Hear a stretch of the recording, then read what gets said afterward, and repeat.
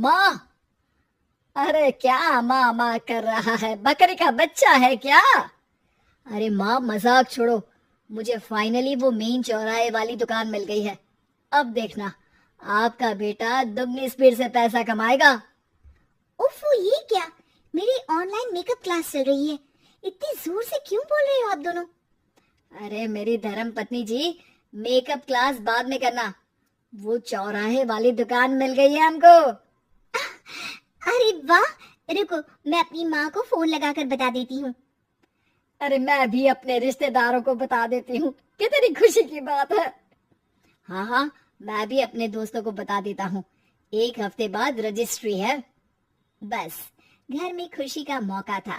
उन तीनों ने अपने अपने फोन उठाए और लोगों में बात फैलाना शुरू कर दिया। और रही सही कसर, श्वेता बहू ने अपने पड़ोस में सबको बताकर कर दी। अरे वर्मा आंटी, अब हम भी जल्दी कार ले लेंगे। घर का रेनोवेशन होगा और ठाट से रहेंगे हम भी।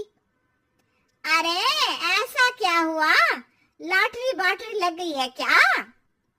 अरे इस बार चौराहे वाली मॉल में हमको भी दुकान मिल गई है। दुकान नंबर 21, जो एकदम चौराहे पर है।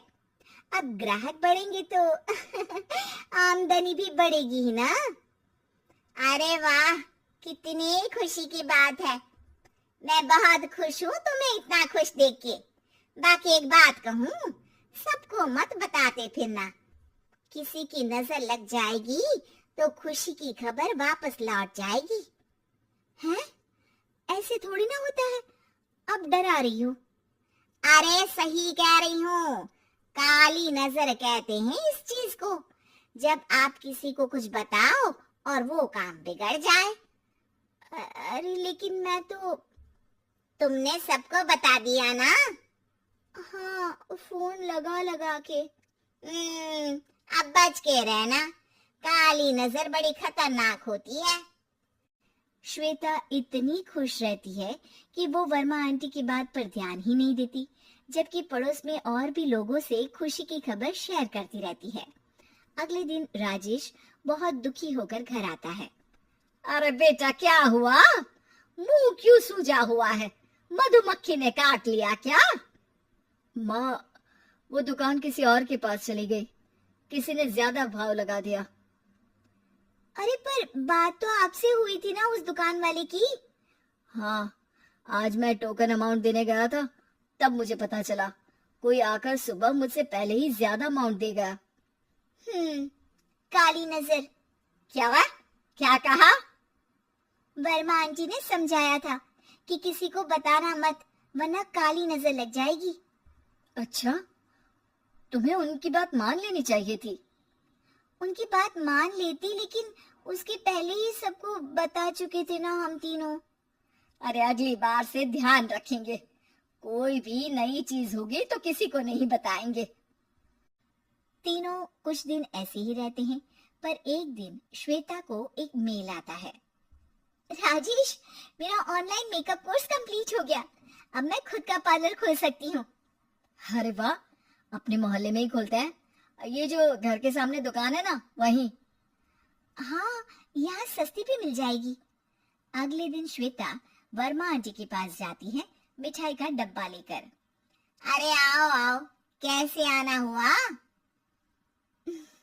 जोर से नहीं बोलूंगी। वो सामने वाली दुकान है ना, वहां मैं अपनी पार्लर की दुकान खोलने वाली हूँ, उसकी मिठाई है। अरे वाह, बहुत बधाई हो तुमको। हाँ, मैं कमाने लगूंगी तो राजेश पर पूरे घर का बोझ नहीं रहेगा ना आंटी जी।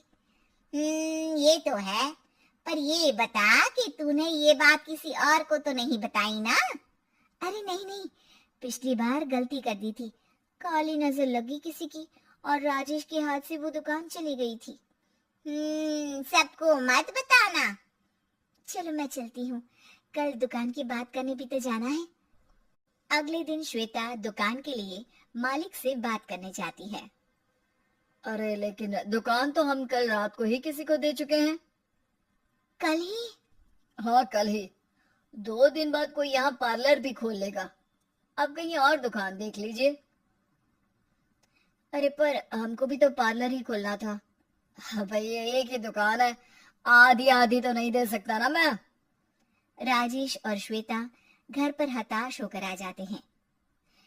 इस बार तो किसी को बताया भी नहीं था, अब किसकी काली नजर लग सकती है? सुनो, तुमने माँ को बताया था क्या? अरे कैसी बात कर रही हो, माँ की नजर थोड़ी ना लगेगी। पक्का तुमने किसी को नहीं बताया था ना? सिर्फ वर्मा आंटी को बताया था, उन्होंने ही मुझे किसी को नहीं बताने को कहा। अरे यार, तुम भी सही हो, मेरी माँ को नहीं बताने को कह रही हो, पर वर्मा आंटी को बताना तुम्हें जरूरी लगा। अरे वर्मा आंटी ने ही तो काली नजर के बारे में बताया था ना, वो हमेशा हमारा भला ही तो चाहती है। मेरी माँ भी हमारा भला ही चाहती है। अरे पर चिल्ला क्यों रहे हो? बात नहीं कर सकते क्या आराम से? नहीं आता हूँ आराम से बात करना, और करना भी नहीं चाहता हूँ मैं। दुकान जाने का दुख गुस्से में बदल गया था और राजेश और श्वेता में बात बंद हो गई थी। 2 दिन बाद मोहल्ले में पार्लर का इनॉग्रेशन हुआ, जिसमें मोहल्ले के सभी लोगों को बुलाया गया, पर श्वेता, राजेश और माँ नहीं जाते। माँ, अंदर आ जाओ, क्या देख रही हो? अरे नया पार्लर देख रही हूँ अपने आंगन से। देखो, माँ को दूसरे का सुख देखने में कितना मजा आ रहा है, मेरा दुख नहीं दिख रहा इन्हें। यहाँ मेरा पार्लर भी तो हो सकता था। अरे चुप रहो यार, हर बात में लड़ाई क्यों ढूंढ रही हो?